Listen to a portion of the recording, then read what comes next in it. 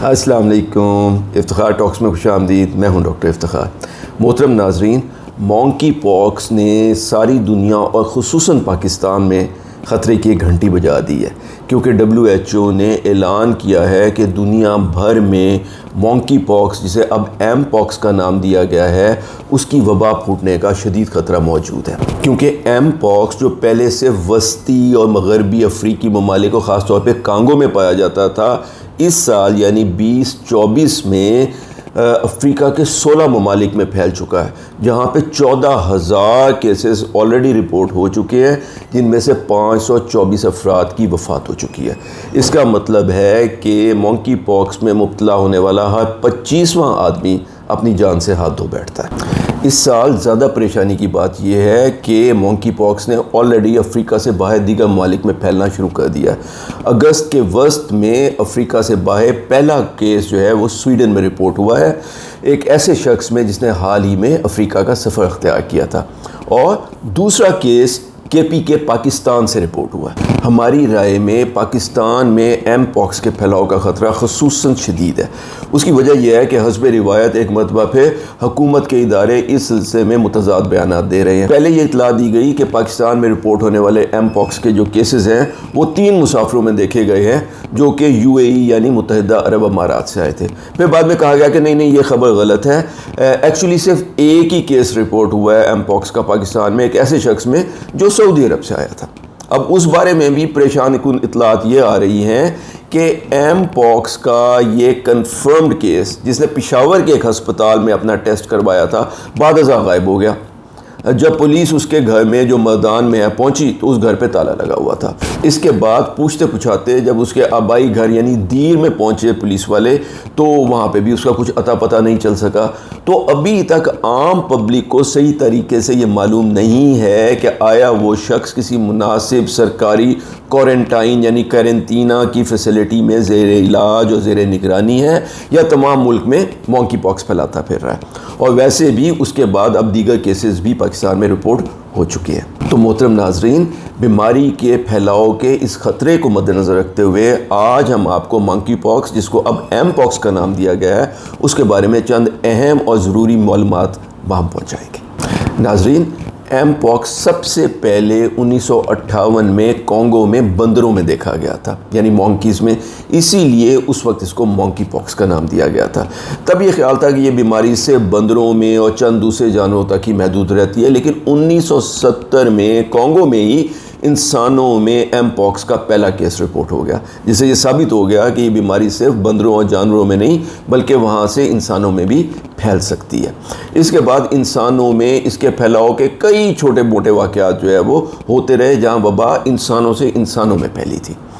خصوصی طور پہ 2022 میں یعنی 2 سال پہلے اس کی ایک بڑی وبا پھوٹی، جسے 70 ممالک کو اپنی لپیٹ میں لے لیا، جس میں 85,000 افراد جو ہے وہ اس سے متاثر ہوئے اور 500 افراد جو ہے وہ ہلاک ہو گئے۔ 2022 کی یہ جو وبا پھوٹی تھی، اس میں خاص بات یہ تھی کہ اس کے پھیلاؤ کی اس وقت اہم ترین وجہ یہ تھی کہ متاثرہ شخص جو ہے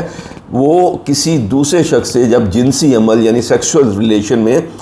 آتا تھا تو ایک شخص سے دوسرے شخص میں یہ وبا پھیل جاتی تھی، اور کیونکہ یہ سیکسول ریلیشن کی وجہ سے زیادہ تر پھیل رہی تھی، اس لیے زیادہ تر یہ 20 سے 40 سال کے افراد کے درمیان اس وبا کا پھیلاؤ دیکھا گیا تھا۔ لیکن اس سال یعنی 2024 میں آنے والی وبا 2022 سے بہت فرق ہے، کیونکہ یہ زیادہ تر 70% ان لوگوں کو اپنا نشانہ بنا رہی ہے، ان بچوں کو اپنا نشانہ بنا رہی ہے جو 15 سال یا اس سے کم عمر کے افراد ہیں۔ اور اگر یہ ایک ایسے بچے میں جس کی عمر 1 سال سے کم ہو یا ایک حاملہ خاتون پہ حملہ کر دے تو پھر اس کی خطرناکی بڑھ جاتی ہے اور مریض کی وفات کا رسک جو ہے وہ بہت زیادہ ہو جاتا ہے۔ اس سال آلریڈی 14,000 کیس ایم پاکس کے رپورٹ ہو چکے ہیں، جن میں سے 524 افراد اس وقت تک لقمہ اجل بن چکے ہیں۔ اور جیسا کہ ہم آپ سے پہلے ذکر کر چکے ہیں کہ اس سال یہ وبا افریقہ سے باہر نکل چکی ہے اور آلریڈی سویڈن میں اور پاکستان میں اس کے کیسز رپورٹ ہو چکے ہیں۔ اچھا محترم ناظرین، اب کیونکہ ایم پاکس کی بیماری ایک انسان سے دوسرے انسان کو لگ سکتی ہے، اس لیے سب سے پہلے ہم ایم پاکس کے پھیلاؤ کے مختلف طریقوں کے بارے میں آپ کو بتائیں گے۔ اس میں سے سب سے پہلا، سب سے اہم اور سب سے ضروری جو پھیلاؤ کا طریقہ ہے جس کو سمجھنا ضروری ہے، وہ جسمانی لمس ہے، یعنی سکن ٹو سکن کانٹیکٹ ہے۔ جب ایک آدمی کی جلد دوسرے آدمی کو چھوتی ہے، مثلا جب ہم کسی سے ہاتھ ملاتے ہیں، کسی سے گلے ملتے ہیں، کوئی کسی کو بوسہ دیتا ہے، کس کرتا ہے، یا مریض کے جسم کا ایک حصہ دوسرے شخص کے کسی اور جسم کے حصے کو چھوتا ہے۔ ایم پاکس کے پھیلاؤ کا دوسرا اہم ترین طریقہ جو ہے وہ مریض کی استعمال شدہ اشیاء اور خصوصاً کپڑوں کو چھونا ہے جن پہ ایم پاکس کے دانوں کی رطوبت جو ہے وہ لگی ہوئی ہو۔ تیسرا یہ ہے کہ متاثرہ شخص سے جنسی تعلق قائم کرنا، کیونکہ اس کے نتیجے میں لازمی طور پہ دو انسان جو ہے وہ ایک دوسرے کے بہت قریب آتے ہیں اور ان کے جسم ایک دوسرے کو چھوتے ہیں اور سکن ٹو سکن کانٹیکٹ ہوتا ہے۔ اور ایم پاکس کے پھیلاؤ کا چوتھا طریقہ جو ہے وہ ڈراپلیٹ انفیکشن ہے، یعنی جب مریض کو دانے نہیں بھی ہیں جسم کے اوپر تو بھی مریض کے ناک اور منہ کی رطوبتوں میں وائرس نکل رہا ہوتا ہے، تو اس لیے مریض اگر کھانسے یا چھینکے تو اس کے منہ سے نکلنے والے چھوٹی چھوٹی جو ناک اور منہ کی رطوبت کے ڈراپس ہیں، تو جب دوسرے شخص کی جلد پہ، منہ پہ، آنکھوں پہ گرتے ہیں تو وہ وائرس کو ایک شخص سے دوسرے شخص میں منتقل کر سکتے ہیں۔ تو ناظرین، ایم پاکس کے پھیلاؤ کے یہ 4 اہم طریقے سمجھنے کے بعد اب ذرا آئیے ہم آپ کو ایم پاکس کی علامتوں کے بارے میں بتاتے ہیں۔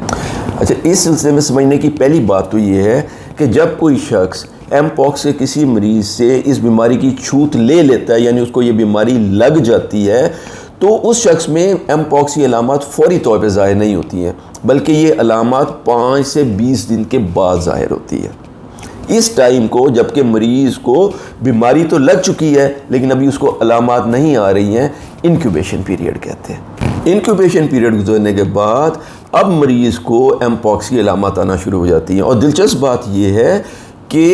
ایک بہت بڑی تعداد میں لوگوں کو جن کو ایم پاکس بیماری لگ گئی ہو، علامات بہت ہی معمولی نوعیت کی ہوتی ہیں اور ان کو ایم پاکس کے دانے نکلتے ہی نہیں ہیں سرے سے، بلکہ ان کی علامات جو ہے وہ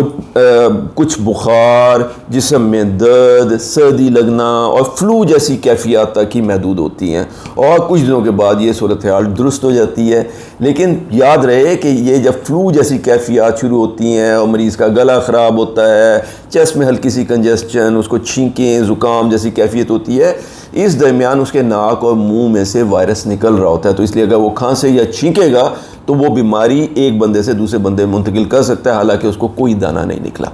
البتہ جن لوگوں میں ایم پاکس کا حملہ نسبتاً شدید ہو،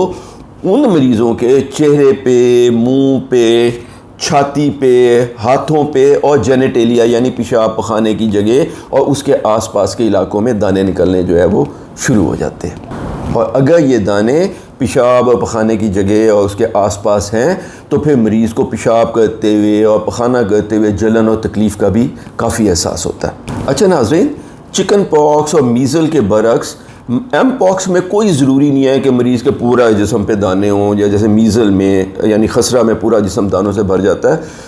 ایم پاکس میں یہ ممکن ہے کہ مریض کو صرف شاید ایک ہی دانہ نکلے، یا صرف چند 2 4 5 6 8 دانے نکلیں، یا یہ بھی ہو سکتا ہے کہ پورا جسم پہ متعدد دانے نکل آئیں۔ اور ان مریضوں کو جن کے جسم پہ ایم پاکس کے متعدد دانے نکل آتے ہیں، بعض اوقات چکن پاکس اور میزل وغیرہ سے علیحدہ کرنا یا فرق کرنا تھوڑا مشکل ہو سکتا ہے، اور یہ کنفیوژن پیدا ہو جاتی ہے کہ آیا اس مریض کو چکن پاکس، جس کو کاکڑا لاکڑا یا بیر گاکڑا بھی کہا جاتا ہے، وہ ہے، یا پھر ایم پاکس۔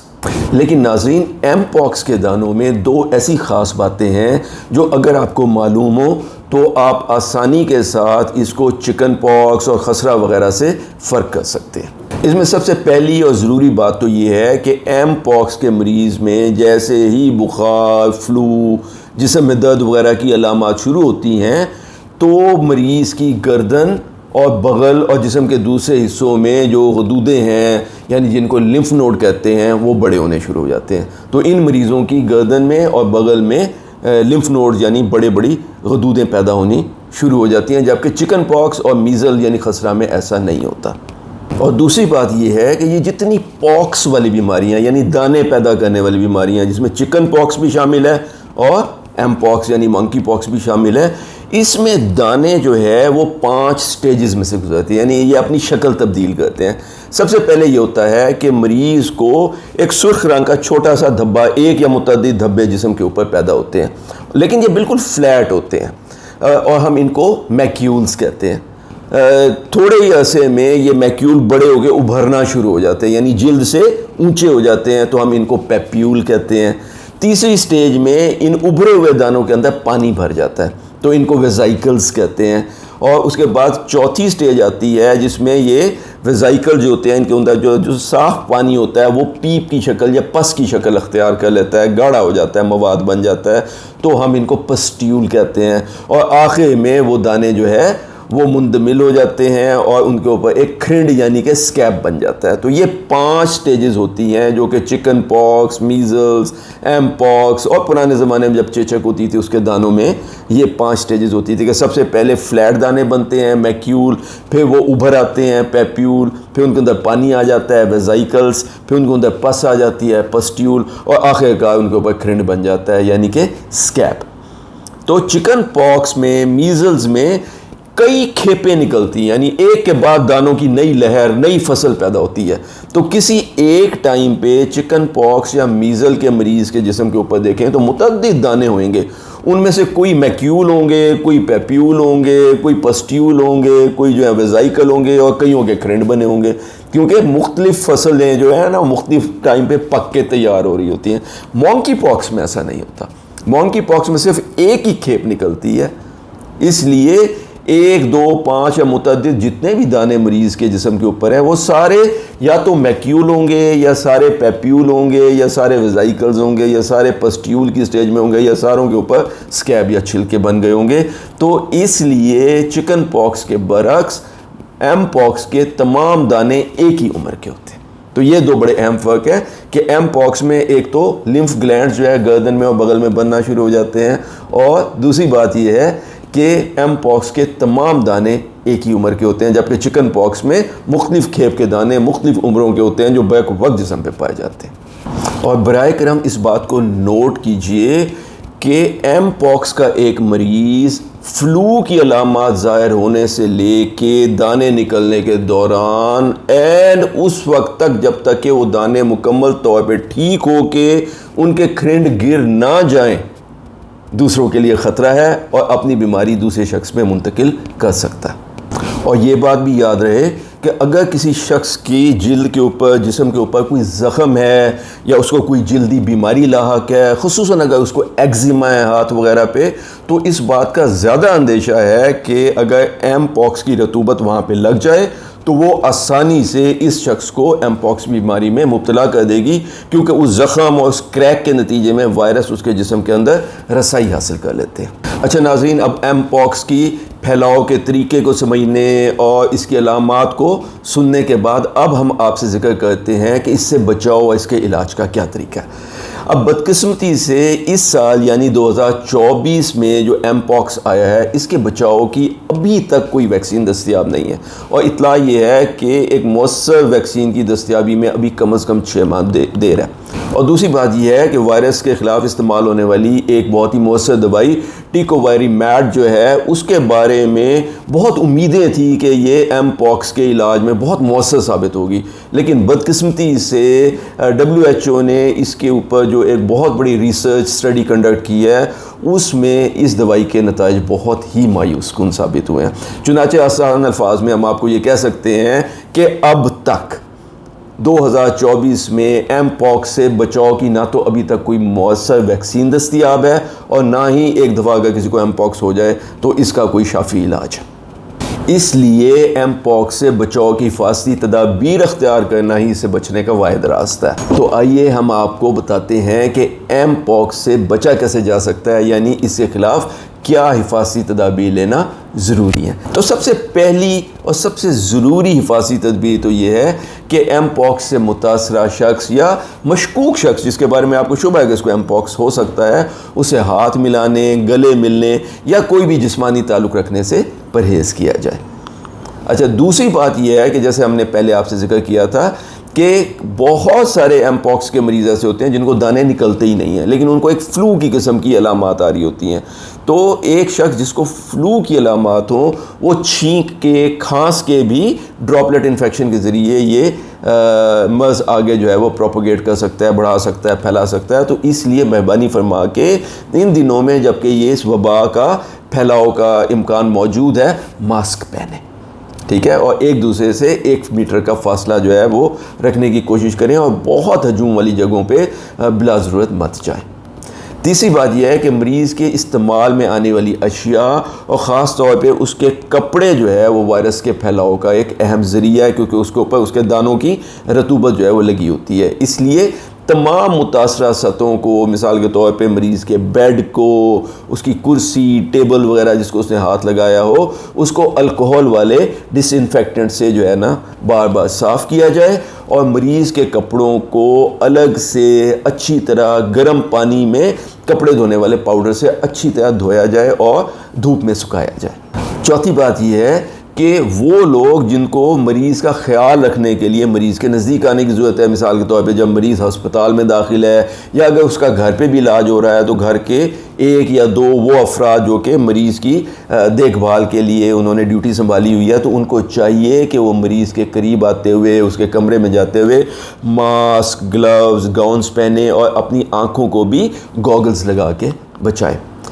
پانچویں بات یہ ہے کہ مریض کو اس وقت تک علیحدہ رکھا جائے جب تک اس کے جسم پہ موجود تمام دانے ٹھیک ہو جائیں اور ان پہ جو کھرنڈ یا اسکیب بنے ہوئے ہیں وہ گر نہ جائیں، کیونکہ اس وقت تک جب تک یہ کھرنڈ ٹھیک ہو کے گر نہیں جاتے، مریض اپنی بیماری دوسرے شخص کو منتقل کر سکتا ہے. چھٹی بات یہ ہے کہ غیر ضروری طور پہ ان ممالک اور علاقوں کا سفر نہ کریں جہاں پہ آپ کو معلوم ہے کہ ایم پاکس کی وبا جو ہے وہ پھیلی ہوئی ہے. ساتویں بات یہ ہے کہ اگر کسی شخص پر یہ شبہ ہے کہ اس کو جو دانہ نکلا ہوا ہے یا جو اس کی علامات ہیں کہ ہو سکتا ہے کہ وہ ایم پاکس میں مبتلا ہو، تو اس کو فوراً الگ کر دیا جائے، اور اس کے جو خیال رکھنے والے لوگ ہیں، جو اس کے نزدیک آنا جن کی مجبوری ہے، وہ اوپر جو ہدایات بیان کی گئی ہیں ان پہ عمل کریں اور اپنی نزدیکی جو میڈیکل فیسلٹی ہے ان سے رابطہ کریں. لیکن مریض کو گاڑی میں بٹھا کے اسپتال نہ لے کے چلے جائیں. اس کی وجہ یہ ہے کہ مریض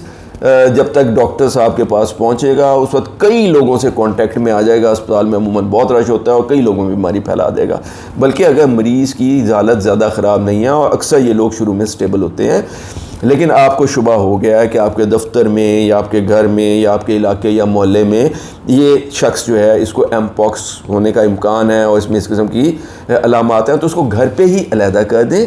اور اس کی تصویریں وغیرہ ڈیٹیلز لے کے اپنی نزدیک ترین میڈیکل فیسلٹی میں چلے جائیں کہ یہ صاحب ہمارے گھر پہ موجود ہیں، یہ ابھی عمرہ کر کے مثال کے طور پہ آئے ہیں، لیکن ان کو اس قسم کی علامات ہیں اور اس کے جسم پہ ہم نے یہ 2-3 دانے دیکھے ہیں، ہم نے ان کو علیحدہ کر دیا ہے، بتائیے ہم اس کے بارے میں کیا کریں. تو حکومت نے اکثر جگہوں پہ ایم پاکس کی مریضوں کو علیحدہ کرنے اور ان کے علاج اور باقی دیگر